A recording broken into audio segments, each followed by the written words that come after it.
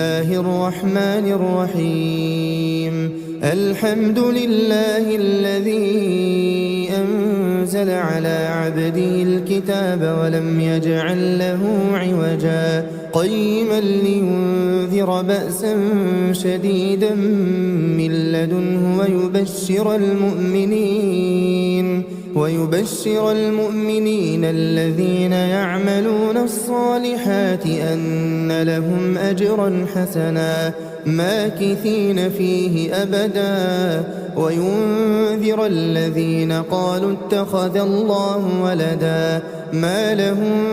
به من علم ولا لآبائهم كبرت كلمة تخرج من أفواههم إن يقولون إلا كذبا فلعلك باخع نفسك على آثارهم إن لم يؤمنوا بهذا الحديث أسفا إنا جعلنا ما على الأرض زينة لها لنبلوهم أيهم أحسن عملا وإنا لجاعلون ما عليها صعيدا جرزا أم حسبت أن أصحاب الكهف والرقيم كانوا من آياتنا عجبا إذ أوى الفتية إلى الكهف فقالوا ربنا آتنا من لدنك رحمة وهيئ لنا من أمرنا رشدا فضربنا على آذانهم في الكهف سنين عددا ثم بعثناهم لنعلم أي الحزبين أحصى لما لبثوا أمدا نحن نقص عليك نبأهم بالحق إنهم فتية آمنوا بربهم وزدناهم هدى وربطنا على قلوبهم إذ قاموا فقالوا ربنا رب السماوات والأرض لن ندعو من دونه إلها لقد قلنا إذا شططا هؤلاء قوم اتخذوا من دونه آلهة لولا يأتون عليهم بسلطان بين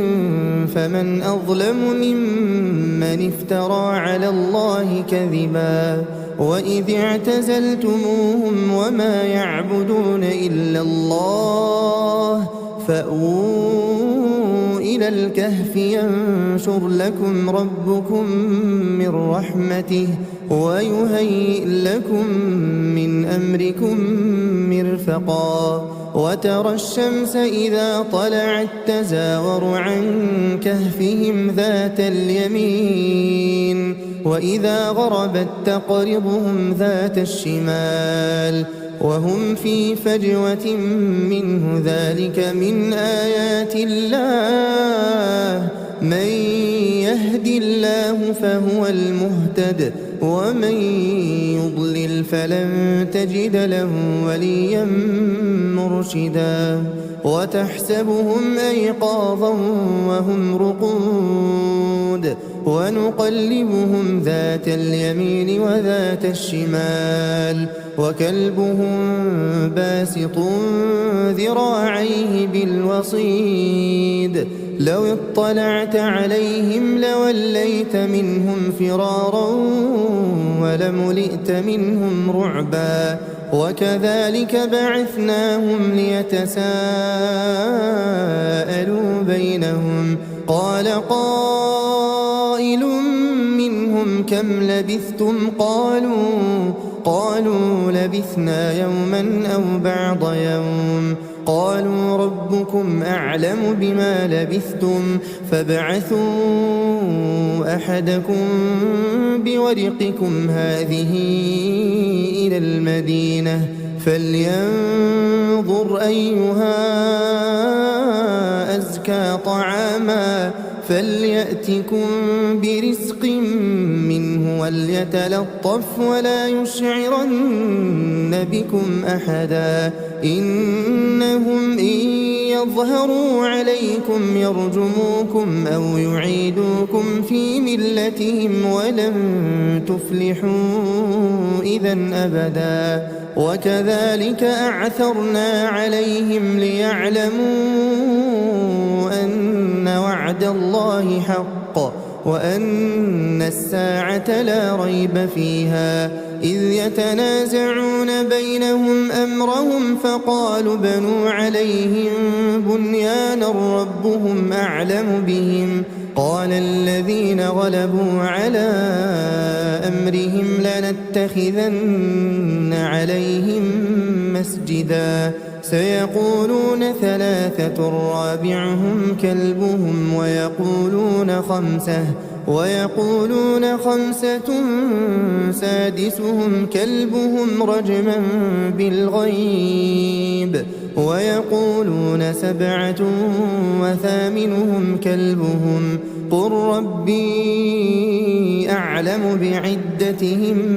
ما يعلمهم إلا قليل فلا تمار فيهم إلا مراء ظاهرا ولا تستفت فيهم منهم أحدا ولا تقولن لشيء إني فاعل ذلك غدا إلا أن يشاء الله واذكر ربك إذا نسيت وقل عسى أن يهديني ربي لأقرب من هذا رشدا ولبثوا في كهفهم 300 سنين وازدادوا 9 قل الله أعلم بما لبثوا له غيب السماوات والأرض أبصر به وأسمع ما لهم من دونه من ولي ولا يشرك في حكمه أحدا واتل ما أوحي إليك من كتاب ربك لا مبدل لكلماته ولن تجد من دونه ملتحدا واصبر نفسك مع الذين يدعون ربهم بالغداة والعشي يريدون وجهه ولا تعد عيناك عنهم تريد زينة الحياة الدنيا ولا تطع من أغفلنا قلبه عن ذكرنا واتبع هواه وكان أمره فرطا وقل الحق من ربكم فمن شاء فليؤمن ومن شاء فليكفر إنا أعتدنا للظالمين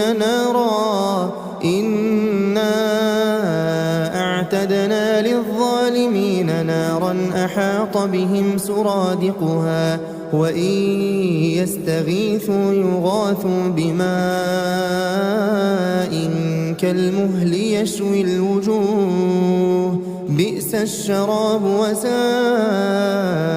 مرتفقا إن الذين آمنوا وعملوا الصالحات إنا لا نضيع أجر من أحسن عملا أولئك لهم جنات عدن تجري من تحتهم الأنهار يحلون فيها من أساور من ذهب ويلبسون ثيابا خضرا من سندس واستبرق متكئين فيها على الأرائك نعم الثواب وحسنت مرتفقا واضرب لهم مثل الرجلين جعلنا لأحدهما جنتين من أعناب وحففناهما بنخل وجعلنا بينهما زرعا كلتا الجنتين آتت أكلها ولم تظلم منه شيئا وفجرنا خلالهما نهرا وكان له ثمر فقال لصاحبه وهو يحاوره أنا أكثر منك مالا وأعز نفرا ودخل جنته وهو ظالم لنفسه قال ما أظن أن تبيد هذه أبدا وما أظن الساعة قائمة ولئن رددت إلى ربي لأجدن خيرا منها منقلبا قال له صاحبه وهو يحاوره أكفرت بالذي خلقك من تراب ثم من نطفة ثم سواك رجلا لكن هو الله ربي ولا أشرك بربي أحدا ولولا إذ دخلت جنتك قلت ما شاء الله لا قوة إلا بالله إن ترني أنا أقل منك مالا وولدا فعسى ربي أن يؤتيني خيرا من جنتك ويرسل عليها حسبانا من السماء فتصبح صعيدا زلقا أو يصبح ماؤها غورا فلن تستطيع له طلبا وأحيط بثمره فأصبح يقلب كفيه على ما أنفق فيها وهي خاوية على عروشها ويقول يا ليتني لم أشرك بربي أحدا ولم تكن له فئة ينصرونه من دون الله وما كان منتصرا هنالك الولاية لله الحق هو خير ثوابا وخير عقبا واضرب لهم مثل الحياة الدنيا كماء إن أنزلناه من السماء فاختلط به نبات الأرض فأصبح هشيما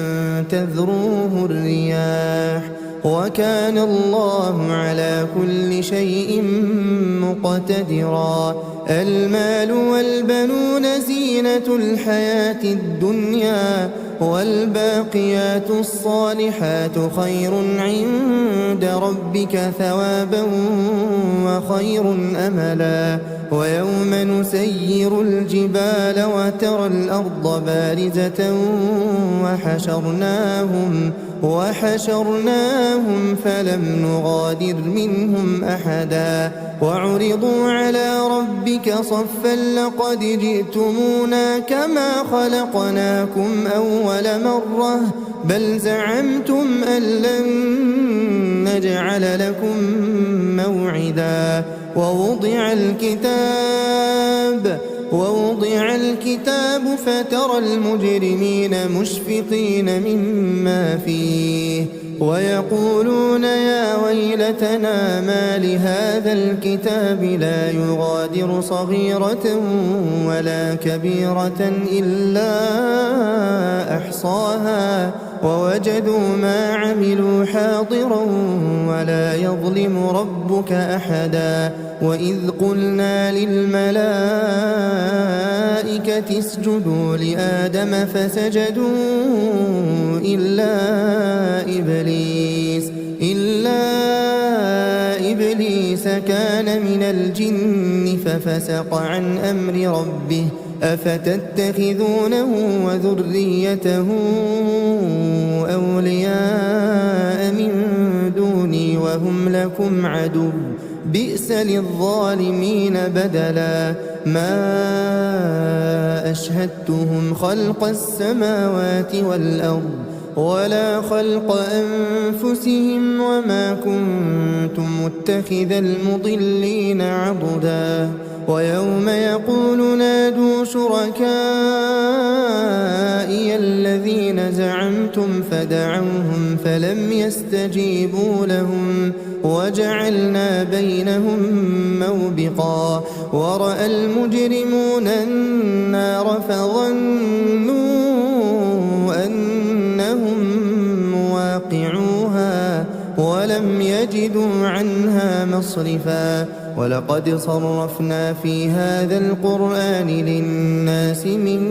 كل مثل وكان الإنسان أكثر شيء جدلا وما منع الناس أن يؤمنوا إذ جاءهم الهدى ويستغفروا ربهم إلا أن تأتيهم سنة الأولين أو يأتيهم العذاب قبلا وما نرسل المرسلين إلا مبشرين ومنذرين ويجادل الذين كفروا بالباطل ليدحضوا به الحق واتخذوا آياتي وما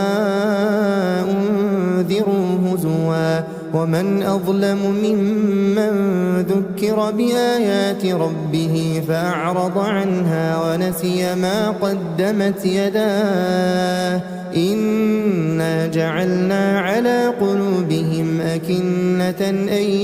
يفقهوه وفي آذانهم وقرا وإن تدعهم إلى الهدى فلن يهتدوا إذا أبدا وربك الغفور ذو الرحمة لو يؤاخذهم بما كسبوا لعجل لهم العذاب بل لهم موعد لن يجدوا من دونه موئلا وتلك القرى أهلكناهم لما ظلموا وجعلنا لمهلكهم موعدا وإذ قال موسى لفتاه لا أبرح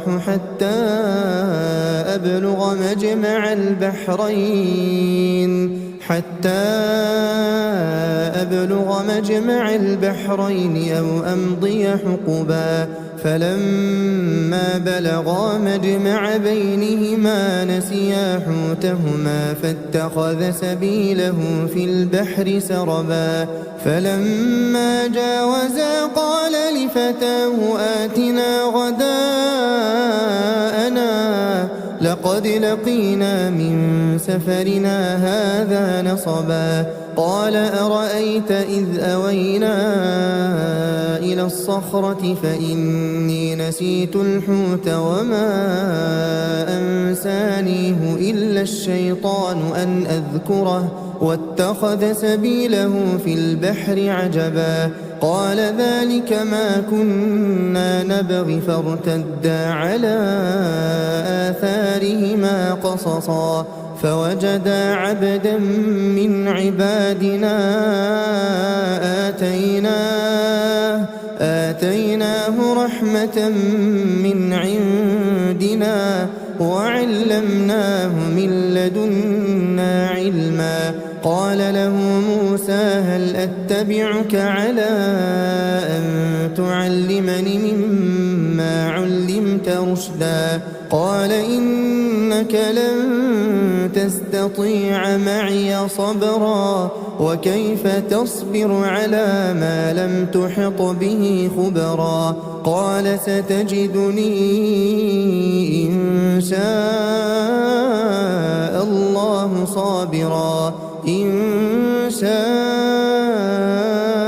الله صابرا ولا لك أمرا. قال فإن اتبعتني فلا تسألني عن شيء حتى أحدث لك منه ذكرا. فانطلقا حتى إذا ركبا في السفينة خرقها قال أخرقتها لتغرق أهلها لقد جئت شيئا إمرا. قال ألم أقل إنك لن تستطيع معي صبرا. قال لا تؤاخذني بما نسيت ولا ترهقني من أمري عسرا. فانطلقا حتى إذا لقيا غلاما فقتله. قال أقتلت نفسا زكية بغير نفس لقد جئت شيئا نكرا. قال ألم أقل لك إنك لن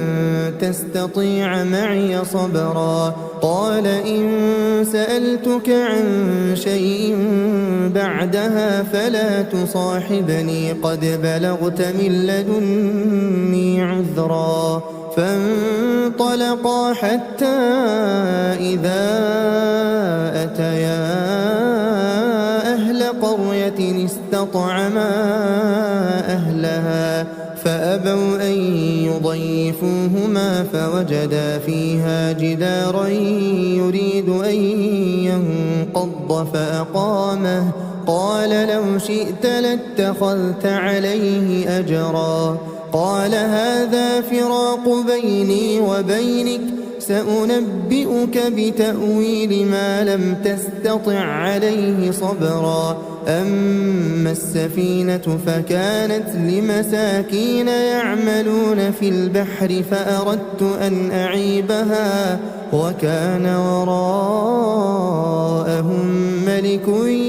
يأخذ كل سفينة غصبا. وأما الغلام فكان أبواه مؤمنين فخشينا أن يرهقهما طغيانا وكفرا. فأردنا أن يبدلهما ربهما خيرا منه زكاة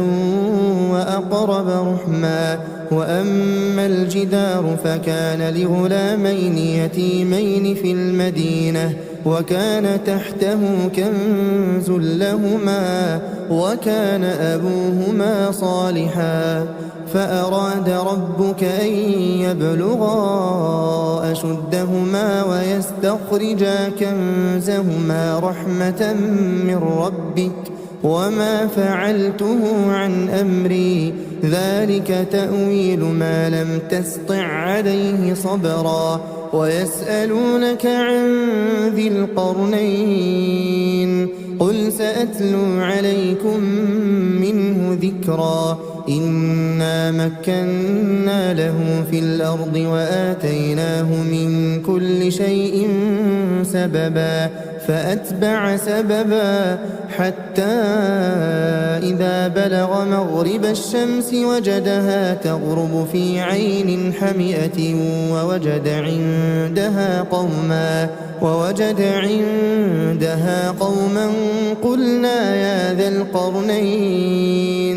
قلنا يا ذا القرنين إما أن تعذب وإما أن تتخذ فيهم حسنا. قال أما من ظلم فسوف نعذبه ثم يرد إلى ربه فيعذبه عذابا نكرا. وأما من آمن وعمل صالحا فله جزاء الحسنى وسنقول له من أمرنا يسرا. ثم أتبع سببا حتى إذا بلغ مطلع الشمس وجدها تطلع على قوم لم نجعل لهم من دونها سترا. كذلك وقد أحطنا بما لديه خبرا ثم أتبع سببا حتى إذا بلغ بين السدين وجد من دونهما قوما لا يكادون يفقهون قولا قالوا يا ذا القرنين إن يأجوج ومأجوج مفسدون في الأرض فهل نجعل لك خرجا على أن تجعل بيننا وبينهم سدا قال ما مكني فيه ربي خير فأعينوني بقوة أجعل بينكم وبينهم ردما آتوني زبر الحديد حتى إذا ساوى بين الصدفين قال انفخوا حتى إذا جعله نارا قال آتوني أفرغ عليه قطرا فما استطاعوا أن يظهروه وما استطاعوا له نقبا قال هذا رحمة من ربي فإذا جاء وعد ربي جعله دكاء وكان وعد ربي حقا وتركنا بعضهم يومئذ يموج في بعض ونفخ في الصور فجمعناهم جمعا وعرضنا جهنم يومئذ للكافرين عرضا الذين كانت أعينهم في غطاء عن ذكري وكانوا لا يستطيعون سمعا أفحسب الذين كفروا أن يتخذوا عبادي من دوني أولياء إنا أعتدنا جهنم للكافرين نزلا قل هل ننبئكم بالأخسرين أعمالا الذين ضل سعيهم في الحياة الدنيا وهم يحسبون أنهم يحسنون صنعا أولئك الذين كفروا بآيات ربهم ولقائه فحبطت أعمالهم فلا نقيم لهم يوم القيامة وزنا ذلك جزاؤهم جهنم بما كفروا واتخذوا آياتي ورسلي هزوا إن الذين آمنوا وعملوا الصالحات كانت لهم جنات الفردوس نزلا خالدين فيها لا يبغون عنها حولا قل لو كان البحر مدادا لكلمات ربي لنفد البحر قبل أن تنفد كلمات ربي ولو جئنا بمثله مددا قل إنما أنا بشر مثلكم يوحى إلي أنما إلهكم إله واحد فمن كان يرجو لقاء ربه فليعمل عملا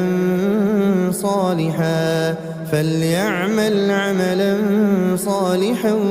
ولا يشرك بعبادة ربه أحدا.